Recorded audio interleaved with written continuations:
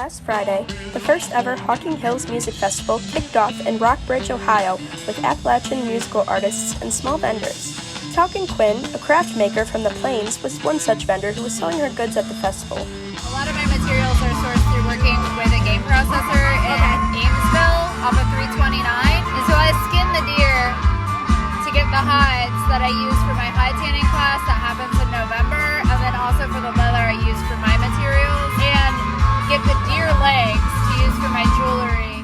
The festival hosted 18 different music artists, many of whom shared roots in Appalachia. One such artist was Dori Freeman, one of the Saturday performers, who shared backstories behind many of her songs. He's from Eastern Kentucky. He's 89 years old now, and he is a pencil artist who draws portraits of Appalachian people. And he's also a musician and a really good songwriter, and this was one of the songs that he wrote about being a kid growing up in Eastern Kentucky, and it's a true story about walking by this house where this dog lived that would jump out and try to bite you as you walked by the house, and it's called Ernin Zori's Sneakin' Bitin' Dog.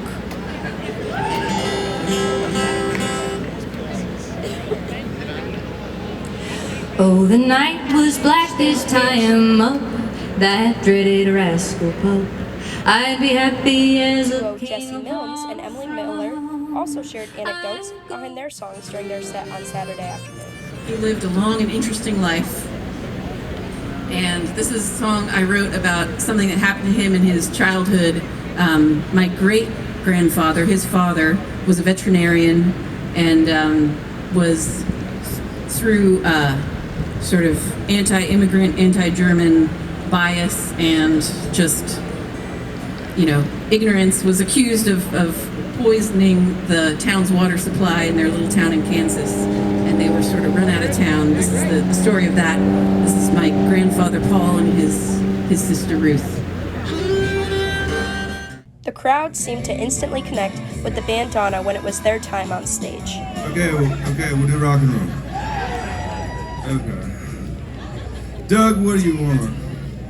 I want to rock, Jesse. Can I get yip yip?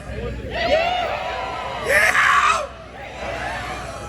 Okay, a real loud yip yip for a rock and roll song. Yip yip. Or a real louder yeehaw for a quiet song. Yeehaw. I don't know. The results speak for themselves.